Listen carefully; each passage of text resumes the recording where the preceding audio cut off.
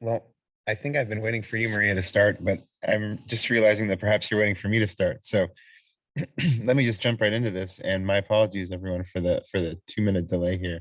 Günaydın, good morning and good afternoon. For those of you who are speaking Turkish, please find the simultaneous interpretation. The button should be on the right side in the lower section of your screen. Interpretation will be available from Turkish to English. In case anybody wants to go to interact in Turkish, that is possible as well. We can have the reverse throughout the presentation today. My name is Karim Albayar. I'm very happy to be with you here today. I'm the coordinator of the Connecting Business Initiative, or CBI.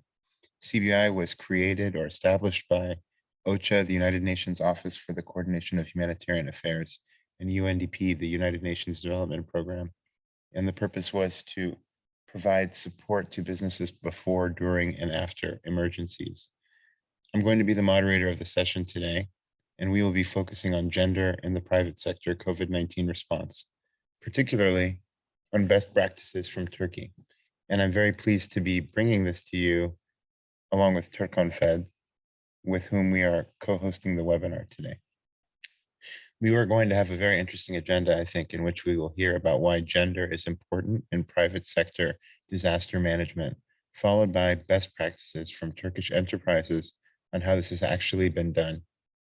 Last but not least, we will introduce you to a guidance tool on this topic, and we'd love to hear your comments and experiences from your different locations. I know we have a number of participants with us here today from across Turkey and around the world. But first, I'd like to give the floor to Ms. Reyhan Akhtar, the Vice President of TÜRKONFED, for her opening remarks on the topic today. Ms. Reyhan, the floor is yours. Thank you. Hello, I salute you all with the warmest of wishes on behalf of the Board of the Turkish Enterprise and Business Confederation, TÜRKONFED, and the Women in Business Commission. Welcome to our webinar, where we will be presenting you with examples of how women across the world have been affected by the COVID pandemic over the last 2 years. I would like to thank both the TÜRKONFED team and CBI for their valuable contributions in the process of the making of the webinar. With the world still reeling from the COVID pandemic that has been around for more than a year now, it has become important than ever to put our weight behind women. TÜRKONFED represents 30 regional and sector-specific federations, 275 business associations, and more than 24,000 business people from all over Turkey. Among the Confederation's member associations are 44 women associations. These associations are natural members of the Women in Business Commission. The Commission seeks to encourage more women to become entrepreneurs and employees in the industrial and services sector, to make women more visible in professional life, to follow up on the latest legislation and practices in this area, and to promote good role models. One of the most important pillars of our new 5-layered vision is women. The Turkish Enterprise and Business Confederation develops policies and projects to help women become active members of society by promoting gender equality, and acts under the motto, strong women, strong society, strong economy, strong democracy, and a strong Turkey.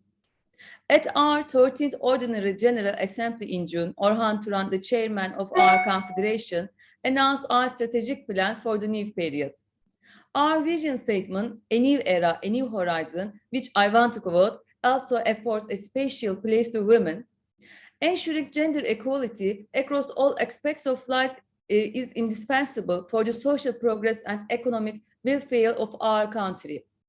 Increased participation of women in economic and social life will contribute to the sustainable development of our country, tackling income inequality between regions and development of social cohesion. Encouraging female employment will be one of the key issues for a robust growth and sustainable development of our country in the upcoming periods. The support and social security mechanism is necessary to increase our country's total factor productivity can be created by expanding the scope of incentives in a way that leverages women's power. Empowering women, especially with better education and careers, is crucial for expanding national wealth and accelerating our development momentum. Dear guests, dear colleagues, women has undoubtedly borne the brunt of the pandemic that is still continuing to affect the world.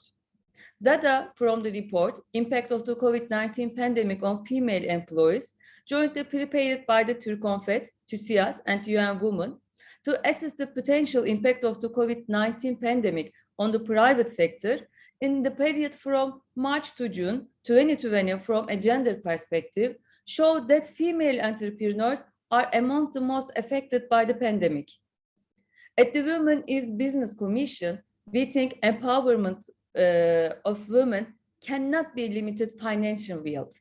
We believe giving women more active roles in aspects of life will bring prosperity and peace to the society.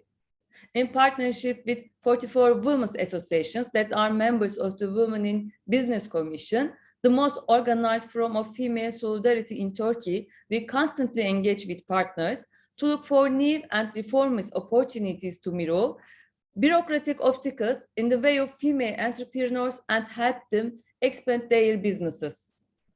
One of our most recent research projects, the impact of COVID-19 on female entrepreneurship, which delivered highly valuable results, lays out in detail the effects of the pandemic on female entrepreneurship. Erhan from our team will share with us the finding of the report in detail. This webinar is so precious as it allows us to see how women around the world are affected by the pandemic. Lifting the studies of women in the business world can only be achieved by embracing and promoting gender equality. Adding more women to the workforce starts with policymakers who know what gender equality is and work hard to ensure it. We believe that public policies and goals can only be achieved through collaboration between the public sector, NGOs, and the private sector.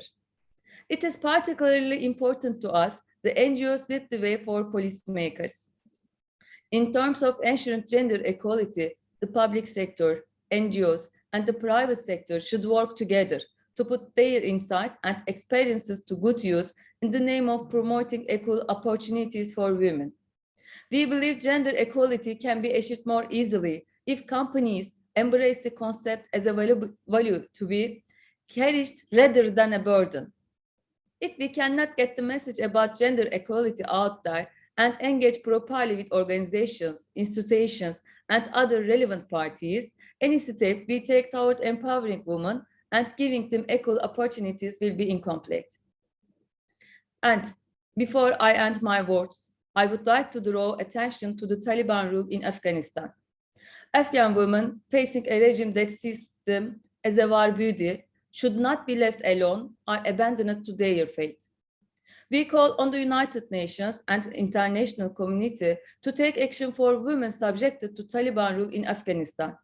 Afghan women should not be left alone against the Taliban. And I would once more like to congratulate the CBI and the TÜRKONFED team for their support with this webinar. It has been a pleasure being with all of you today. Thank you. Thank you so much, Ms. Reyhan, for those really excellent opening remarks. It was so interesting, and it's really fantastic, honestly, to hear about the reach and the scope of TÜRKONFED and the women's associations and the Women's Commission in Turkey, and really Turkish leadership on women's issues. You gave us a wonderful preview of the research findings on the impact of COVID-19 on women, and a preview as well of the best practices that we're going to be hearing about in just a few minutes from Erhan. And I really look forward to that. I think we also heard from you an inspiring vision of the value and impact of gender equality. And I think there's a great deal that we can learn from the Turkish experience. And I look forward to our discussion a little bit later in our hour today. As far as your remarks on Afghanistan, I couldn't agree more. And all I will really say about that is that the UN Secretary General has said that we will stay and deliver, and we will stay and continue to be there and to support the people of Afghanistan. Next, we will be hearing an introduction to the topic today from Ms. Maria Contro. She is our CBI gender specialist, and she'll be focusing on a short presentation on why gender matters in private sector disaster management. Over to you, Maria. Thank you. Good morning and good afternoon. My name is Maria Contra and I'm the CBI Gender Specialist. I will be providing a brief overview of why is gender relevant in the private sector COVID-19 response.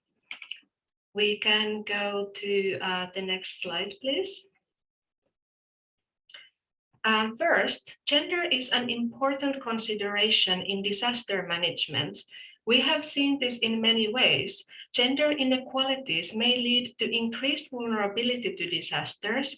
They can heighten exposure to risk and restrict the capacity to respond and recover.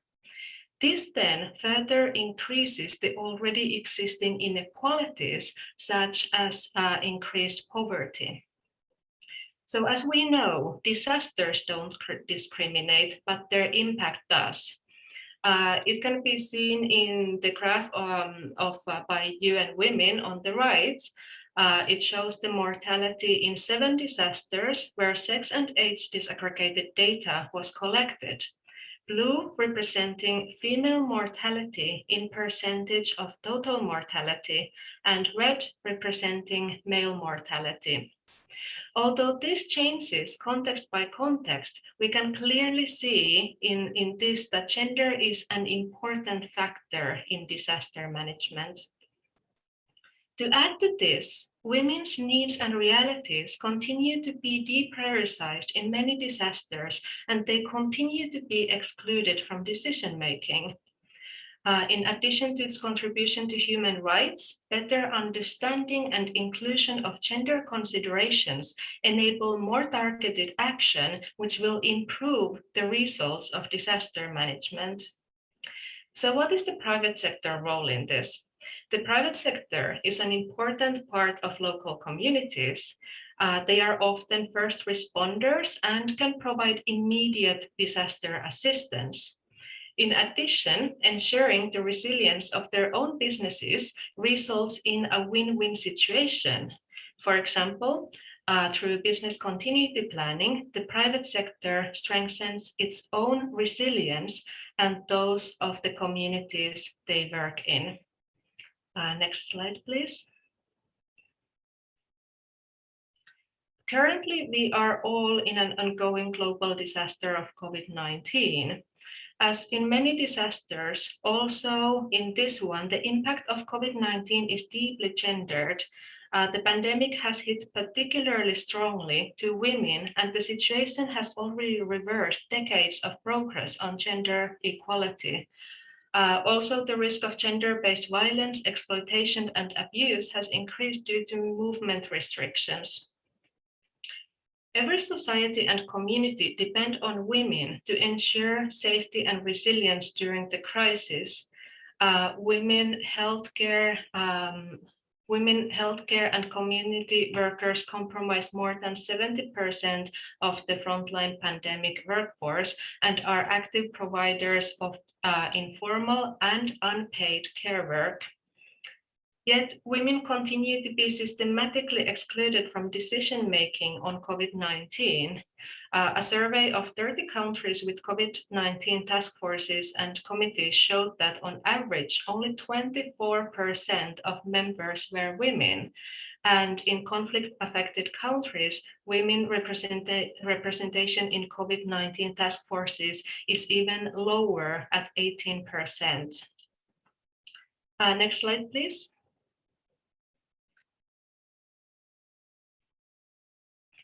But let's speak more about how this connects to the private sector. Gender indeed is very essential also in the private sector COVID-19, and the private sector can have a significant impact to the topic through their actions, improving the results of what they are already doing. This can be done for the benefit of business itself, for human rights, and for the results of disaster management. When we look at why is this important, it is essential to recognize, for example, that women are overrepresented in hardest hit economic sectors in COVID-19, such as accommodation and food services, and particularly in small or informal businesses that have been hit hardest by the pandemic, leaving millions of women unemployed. Besides of being more vulnerable private sector actors, women and women-led micro, small, and medium-sized enterprises face multiple barriers to access financing for their recovery during and after COVID-19. Also, the responsibility of unpaid care work has increased in COVID-19. It falls mostly to women, as internationally, women provide 76% of all unpaid care work. This is then affecting women's abilities to work, study, and run their businesses. And therefore, it is hindering their abilities as workers and as business owners. It also has a direct connection to the business continuity of the company itself. The business sector continues to be male-dominated, and many of the realities affecting women are not considered in business continuity and response to the pandemic. Gender considerations would therefore make the business continuity more realistic and contribute to the resilience of the company itself. Then there is the critical aspect of digital gender divide, which means that women do not have the same access to technology in the same extent as men do. And it makes, for example, remote working or running businesses remotely more difficult for women. And remote working is, of course, at the core of the private sector COVID-19 actions and response. Next slide, please. So let's take an example of the digital gender divide and the private sector. There are a lot of aspects on why this is important in COVID-19. For example, a lot of the private sector support and financing is digitalized, and therefore the digital gender divide can influence the recovery of the women-led businesses. But as mentioned earlier, it is also very, very relevant in a more direct way. COVID-19 has led to heavy movement restrictions. Running businesses or working remotely becomes important. And this is one of the reasons why women-led businesses are falling in COVID-19. However, the private sector actors that focus on communications and cell phones can provide solutions to this. And we have already seen this done successfully in many refugee camps where the private sector has identified gap and needs and the mobile on the mobile phones, and then they have started to offer fit for purpose mobile phones and training for women to use them. So this is an example of the digital gender divide, but in reality, there are gender divides and gendered needs in many areas where the private sector operates. Each actor can look at the phenomena through the lenses of their own operations. And overall, win-win scenarios and good examples are always important in evidence-based learning and doing. Even more, they are valuable for inspiration. And we also hope to hear from your experiences at the end of the webinar. Next slide, please. Overall, it is important to note that all these matters can find their solutions. A window of opportunity means that while crises often have devastating impacts, they can also provide an opportunity for a positive change.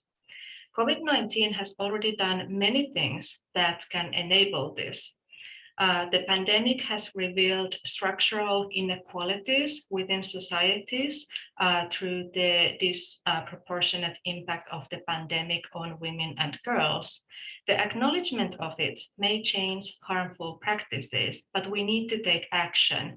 We need to build back better, also in terms of the private sector and gender work, so that when recovering, we don't build back the same inequality structures.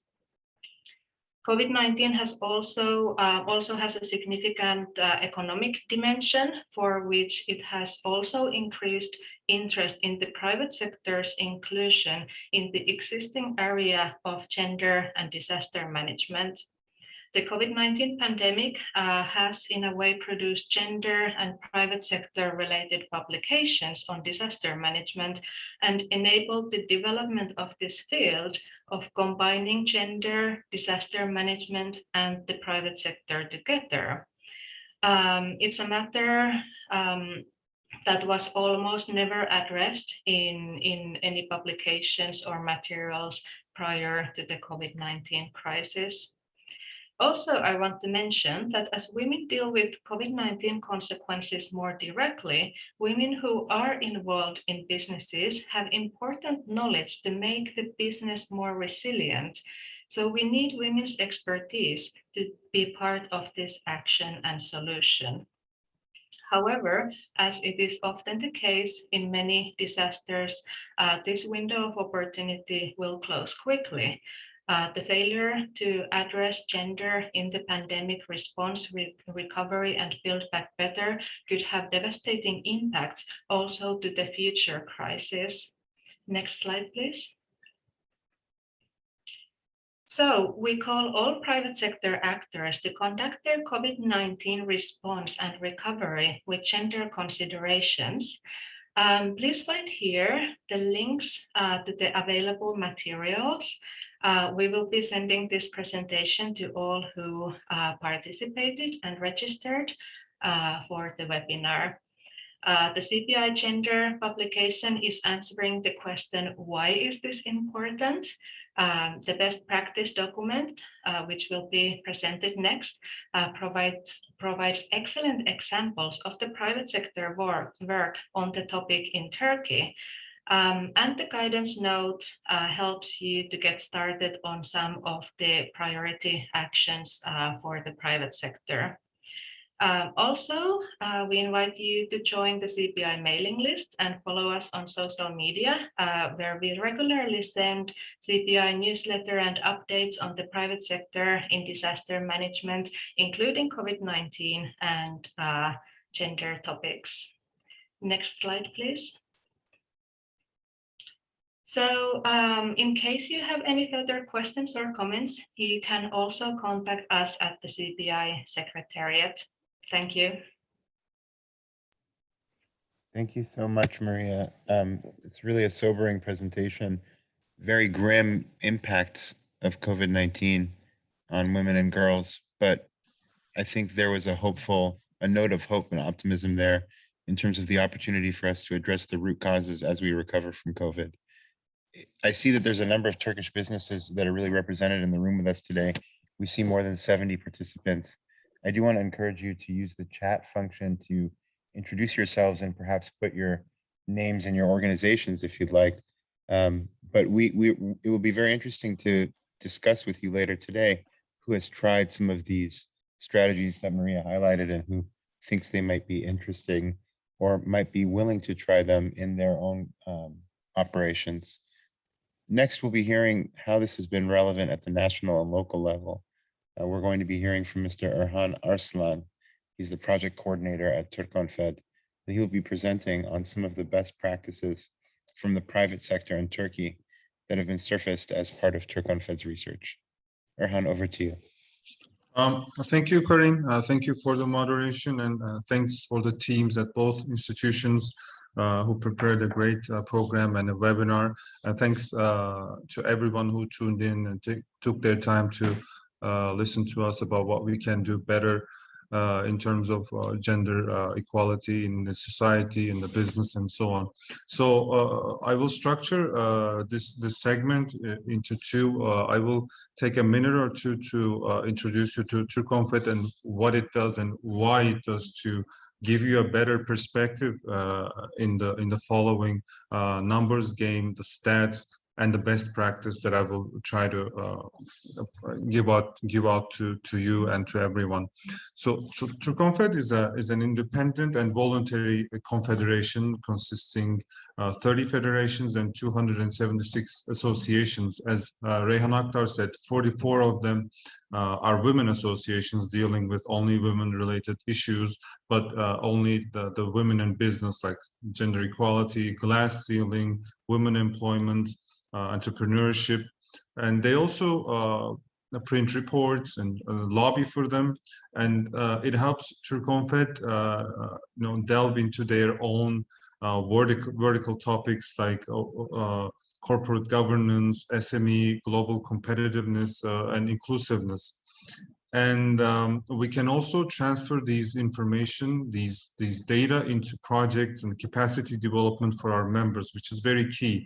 And we can also take these to international level, take this to Brussels, take this to CBI, take this to SME United, where we have membership and representation, to make it more heard and provide examples to other countries as well. And when it comes to employment and gender in Turkey and business in Turkey, we can say that the employment rate is 46% in Turkey overall.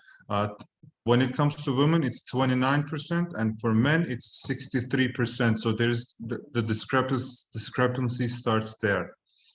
And for women, when they work, all of their careers span over, on average, 19 years compared to 39 for men, which is a stark difference. So the situation is hard for women already as is in Turkey. And this also has something to do how the employment structure and the working system is designed to benefit men in Turkey, but that's a part of a different discussion. So then the pandemic hit, and developing countries like Turkey can be more volatile in terms of economy, and they tend to get impacted worse. A similar case can be made for women. And in terms of employment and entrepreneurship, we see that we observe that women got impacted worse than men, as our polls, as our members report. In general, I'll just give out some numbers to portray this picture better.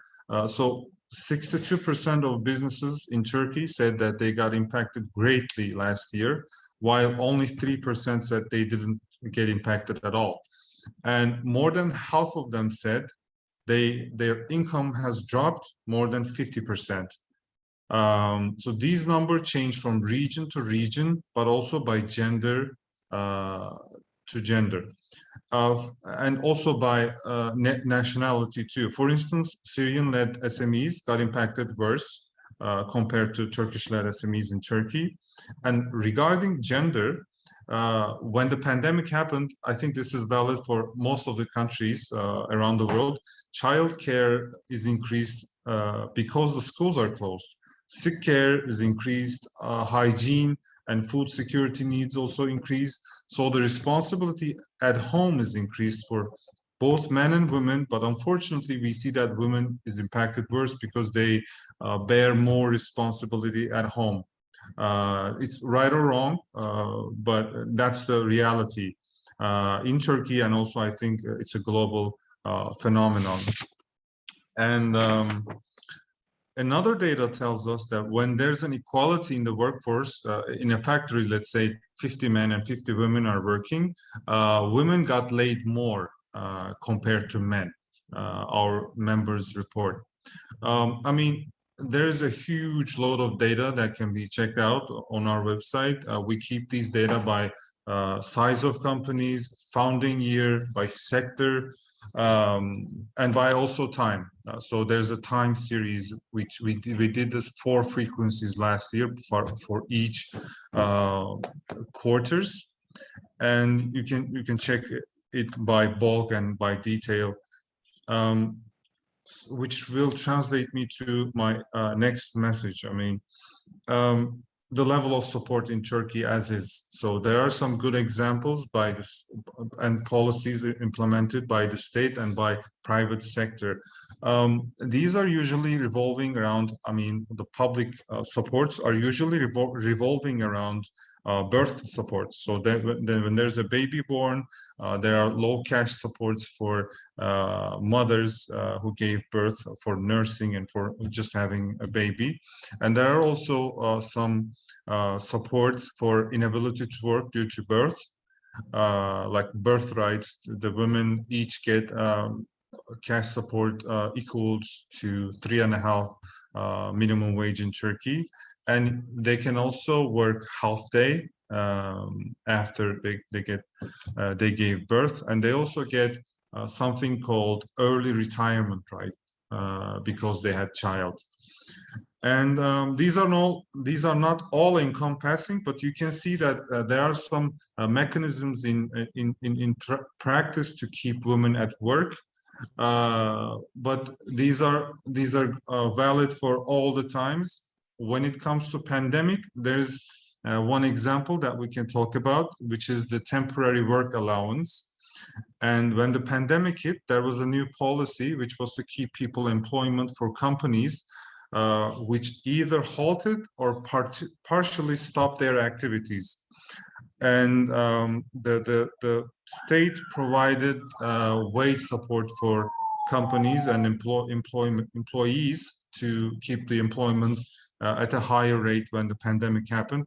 This is not gender specific, but it helped out definitely last year, which was a pandemic hit year for sure. Overall, when we look at the final numbers, we can see that 1.1 million people lost their jobs last year, compared to 1.5 million jobs lost in Turkey for men.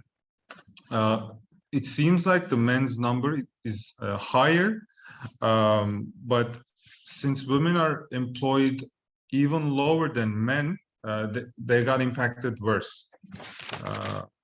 And which brings me on to some specific best cases from private sectors which got implemented last year. Some are consulted from internal stakeholders, some are supported from external ones, and some are just company-led specific good cases. I will just name some of them, four or five, as much as I have the time, and then I will move on to some recommendations, if possible, if I can use the time smart enough. One is from Vodafone Turkey. The example is called Connected Women project, which aims to ensure the inclusion of women over the age of 18 in the digital society and include women who have received information technology training in the workforce. So last year showed that the digital skills will have huge impact in what we do in the workforce, which will enable women to have more jobs. And they will, since they have access to digital devices needed in a pandemic situation, this type of action will enable them to continue working and keep their jobs. Another one from the same company includes a new generation call center, which allowed women to work from home in the hours that they chose, so they can work from home as a call center employee and still have a job. Another example from Procter & Gamble, P&G in Turkey, they implemented flex work, allowing all employees to determine their own working hours, which I'm sure helped out last year. I hope to see these examples as a more permanent solution, which I will lay out in the recommendation section. Another good example is from Limak Holding. As you know, some sectors are mostly male dominated, like construction, like in engineering. So this tries to tackle that issue. This project implemented as the Engineer Girls of Turkey for 5 years to ensure both men and women have equal conditions in different economic fields. With this project, 430 young engineer women are reached out. So it's a good number in the sectors that are dominated but by men, unfortunately. Another one is by Shell Turkey. It's called Women Energy in Shell to increase women employment in the Shell workforce by 5,000 in 5 years. This not only applies to white collar workers, but also blue collars like female employees at fuel stations, which is an interesting phenomenon, unusual in Turkey, I can say. Philip Morris, another example. This is an example for internal consultations bearing fruit to help out women employees. So they launched the employee support program in order to receive feedback from employees and produce quick solutions. In addition, they aim to be a pioneer with the Global Certificate of Equal Salary Certification, which confirms that men and women are paid equal wages for the same job or work of equal value. And some small examples to move on. Before I move on, one from Kibar Holding.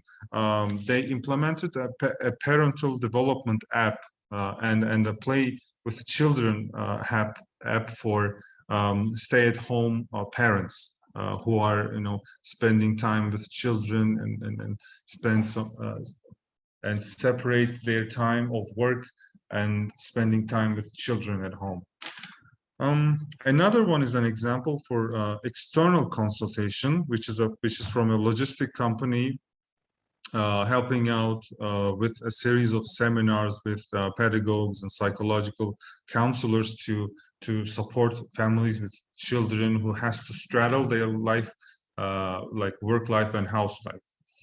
And these are some great examples from private stakeholders because they can provide examples to other countries as well as same country but public stakeholders. And as I move on to what we can do with the recommendation, I would say, one, we need more data, but also more visible data to see these striking truths in the Turkish employment system. Second one, I would say equal interventions for genders of both. And these have to be measured in an index, like gender equality index, when these interventions are made. Thirdly, we definitely could use more collaboration with NGOs. And fourth, there are these working models like working from home or hybrid models. We feel that these have to be recognized officially, so they are evaluated for gender-specific applications, which we haven't seen the results of to an extensive degree that we would like. And I want to finish with these words from various wise people in country repeated this in all sorts of forms. It goes, no country can grow by leaving half of the population behind, which I think applies to women's case in Turkey and globally. So thank you. Thank you very much, Erhan, for those really excellent experiences. It's no surprise that so many Turkish businesses reported impacts from COVID, which really affected businesses all around the world. But it's great to know about the Turkish support mechanisms, and there's so much that we can learn from these experiences as well. The case studies, especially, which I found very interesting, are in a lot more detail in the publication. The link is in the chat. We'll also be sharing it with all of the participants in today's meeting through our post-meeting email and on our website.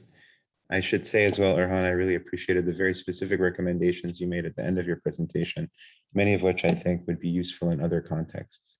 At CBI, we have wanted to provide some guidance on how the private sector can start this type of work for their own benefit and beyond. And next, we will be hearing from Dorothy Nussbrook from CBI, who will be presenting our guidance note on COVID-19 and gender for the private sector. After which, we would like to hear from all of you about your experiences, as well as what you find useful and what you might want to change or improve. Dorothy, over to you. Fantastic. Thank you, Kareem, and good afternoon, good morning also from my side. My name is Dorothy and I work with CBI as a research fellow, and I'm delighted to present the guidance note for the private sector on addressing the gendered impacts of COVID today. I'll keep this really short, and then we really want to hear from you and enter into a discussion, hear from your experiences, your best practices, but maybe also challenges. Just so very briefly, the guidance note, which is available on our website and is also shared in the presentation, which you'll receive later on, is structured in 3 sections. So it gives a focus on, it gives a general overview of gender and the COVID-19 pandemic. So it kind of summarizes what Maria has said at the beginning of the presentation. It also includes some targeted private sector actions, as well as recommendations. If we can move to the next slide. Thank you. So first, it gives an overview of understanding the gendered impacts of COVID. So it summarizes why women have higher exposure, how there's increased vulnerability and a lack of coping capacity. The guidance note then also provides an overview or a summary of some of the targeted response and recovery actions that the private sector has been taking or can take to address this exposure, to reduce vulnerability, and to increase coping capacity for women and girls. And it also refers to the building forward better approach, and to really understand the pandemic as a window of opportunity, what Maria said before. So basically, the first part of the guidance note will give you a very comprehensive overview of the gendered impacts of COVID-19 and how the private sector and their response fit into this. But now I really want to focus on the recommendations in the guidance note, because this is what we want to discuss with you, where we want to hear from you. If we can move to the next slide, Hisai. Thank you. So the guidance note has 6 main recommendations or action points. The first one is already very familiar because Erhan just mentioned it as one of his recommendations from the best practices as well, is the collection of sex and age disaggregated data. And this is really important, especially throughout like regular data collection, to always have sex and age disaggregated data, because only if we have the data, we can address impacts, or we can even see the impacts of the pandemic on women and girls and address them accordingly. The second recommendation or action point is to involve women workers as part of business continuity committees. As Maria said, this often is not the case yet. And it's crucial to involve them to hear their voices and to include their needs and realities, and then also address these needs, something like childcare, for example.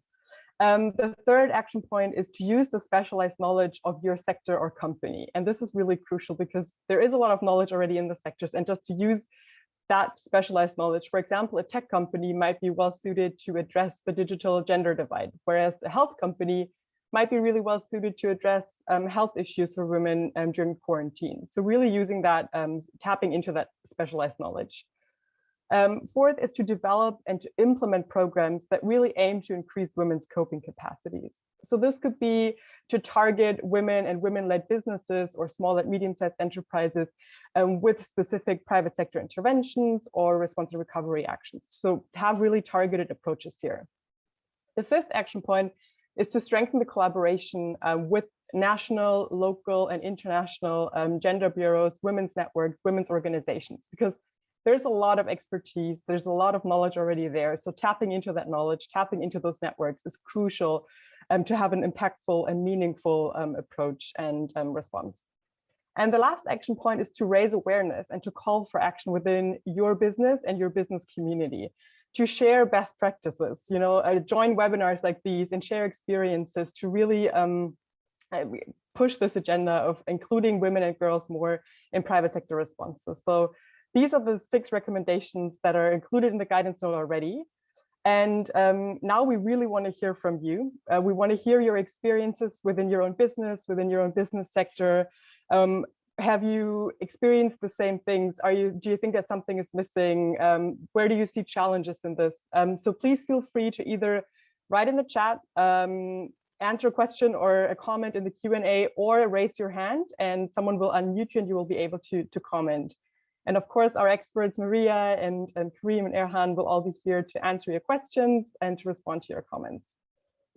So I think we already have one hand raised. If you could, it would be great if you could always briefly state your name and the company you represent or the organization you represent.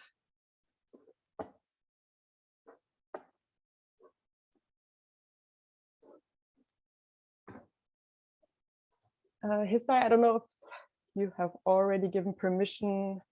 Yes, I have given. Yeah, perfect. Yes. All right, so I think they can just unmute themselves and speak, yes. right? So whoever's raised their hands, I think it's probably someone with a different name, because I think we have a lot of Selals here today.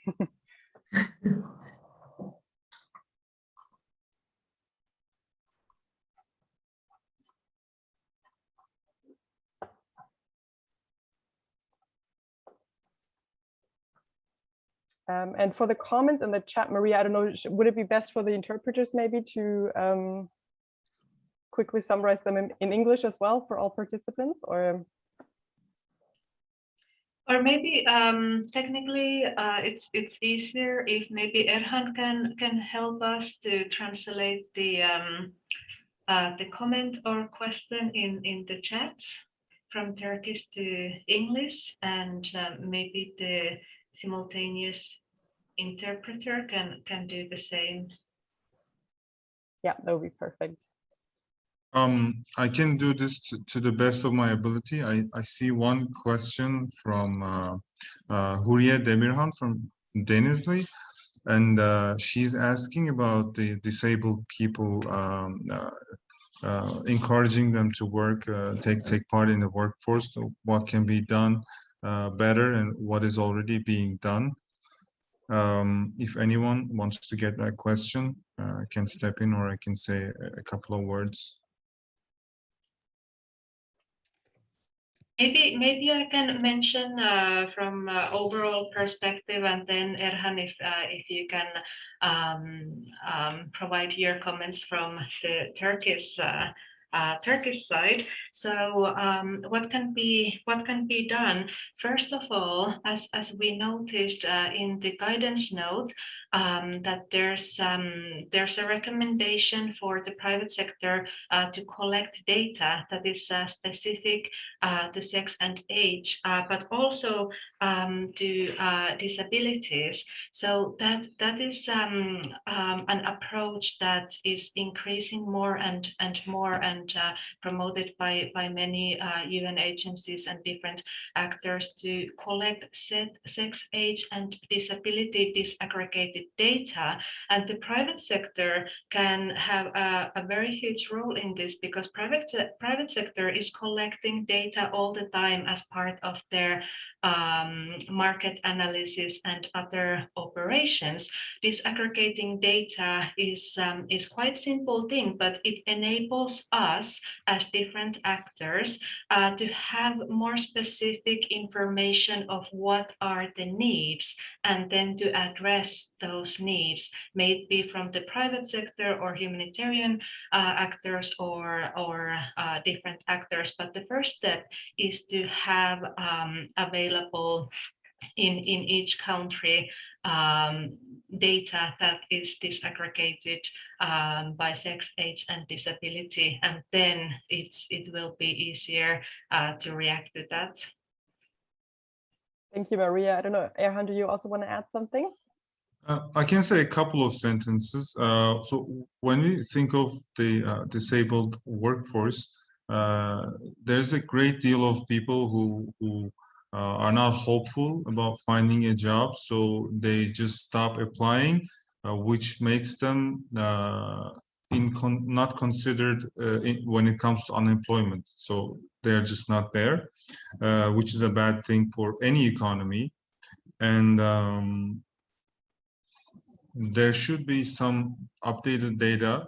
That's what I would say first. And secondly, this working from home, like remote work concept, could benefit disabled people greatly, in my opinion, because the overall arching problem in Turkey is that the businesses, the factories, the offices are not too accessible to work by the disabled people, and remote work can bypass this temporarily. I mean, the core problem should be fixed definitely, but this can be a way to bypass the main problem, in my opinion. Thank you. And I see that there's another comment in the chat. Maybe before, I'll just quickly remind you, you can raise your hand with a little hand on the bottom row that you see, and then we'll unmute you and you can feel free to speak in English or Turkish. There will be interpretation, so please don't hesitate to share your experiences. Erhan, if you could again translate the comment from the chat for us, or the question. I think this one is just a reminder from our team to rename themselves and nothing okay. more. Perfect. I don't see any comments yet. You can also use the Q&A to ask questions or to add comments. So it would be really great to hear from some of your companies that are represented today on your best practices, your challenges. If you could share any of that, that would be really great.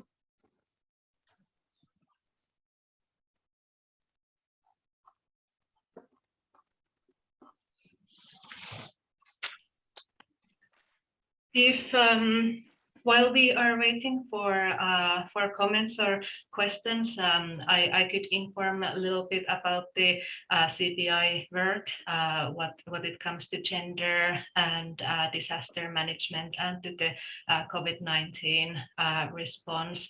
So CBI has also developed a publication on gender, private sector, and disaster management. It has a specific chapter on COVID-19, but it looks at the matter from the overall approach of disaster management and how the COVID-19 can contribute to the future crisis. So I will also post that link to the chat in a little bit, and that publication is a little bit larger one, so it will explain the phenomena and provide answer on why is this important. And then the two links that have been posted are, of course, the excellent document of the best practices from Turkey, from the private sector in Turkey, on how gender has been addressed in the COVID-19 response, and then the guidance note for all the private sector actors. And we would like to hear from you, hear your opinions on that guidance note. So those are more practical, more action-oriented documents, while the gender publication is more research-focused to give an answer, or at least to start to map an answer for the question, why is this important? I notice we might have another question. Maybe Erhan can help us to translate. Yes, I was just typing. The person who has comments says, can you provide examples for this 6 core implementations? I couldn't make out what those core implementations were, maybe from your presentation, I think. I think if we can go maybe back one slide, his slide, that would be great to see the 6 recommendations, and then Maria maybe can give some examples of how to implement these. Sure. I can give some examples from a more theoretical perspective, but if something comes to your mind, Erhan, from the Turkish experience, since we have the best practices from Turkey, and many of those Turkish company best practices connect to some of these points. So would you want to mention one or two? Yes, I would say collection of sex and age disaggregated data. I can comment on it. As I said, there's a lack of data and lack of visible data, because we observe that some genders are impacted differently. That's been established, I think, through this webinar. But different ages, different people who are in different sectors got impacted differently. Let's say tourism in Turkey, like healthcare in Turkey, they got impacted. The former impacted worse, the latter impacted positively, and these change from different size of companies. Let's say larger companies got impacted negatively, but less negatively compared to smaller ones who had to, halt their activities. So that's it for me. I could also mention one example. Of course, there are quite many good examples already existent. But when we look at the strengthening the collaboration points for gender, so I wanted to mention that, for example, in the CBI member network in the Philippines, the private sector has a seat in the humanitarian country team. So when the humanitarian country team is dealing with disasters such as COVID-19, the private sector is also present in that dialogue. And that is a good example of how the collaboration approaches can work and how the private sector could be part of the humanitarian collaboration, and also to not only open a dialogue, but also to maintain a dialogue for constant development, to understand better how the private sector can work as part of the overall disaster management approach for their own benefits and beyond. Great. Thank you, Thank Maria. you. I don't know, Karim, if we have time for one more question or. Well, I think you can go ahead and take it if you'd like to squeeze in one more question. Why not? Okay, I think because the next question would be about smaller enterprises, small SMEs, and if you have any experience of how to implement these in not just big corporations but also smaller companies. I don't know, Maria, Erhan, which one of you would like to take this? Maria, do you have anything? I have some comments. Oh, yeah, I only wanted to mention that there is also another guidance tool coming quite soon, which focuses on gender and business continuity planning. So just to mention here that there will be specific guidance and suggestions also on that topic. But Erhan, please go ahead. Yes, I realized some of the examples are from larger enterprises because they have more capacity to devote to these, corporate social responsibility and impact investment and so on. When it comes to larger, smaller enterprises, I realized that it's very hard for them to grow and grow by revenue, grow by staff number, increase the range of products. It's very hard.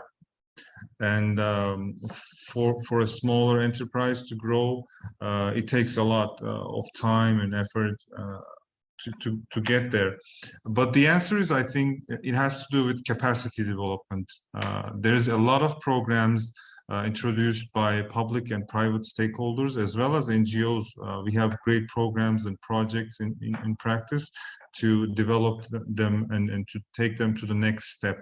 Because when you inject cash to smaller enterprises, it may lead to inefficient use of funds, or when you provide incentives, it can be a temporary solution. I think the answer is where the capacity development is at, because it's very hard for a smaller enterprise, let's say that has 10 employees, and devote one staff to gather information on growth, state incentives, or let's say digitalization or financial leadership. It's very hard to devote one personnel to grow in these areas and leave none unattended, or leave the company with inability to grow.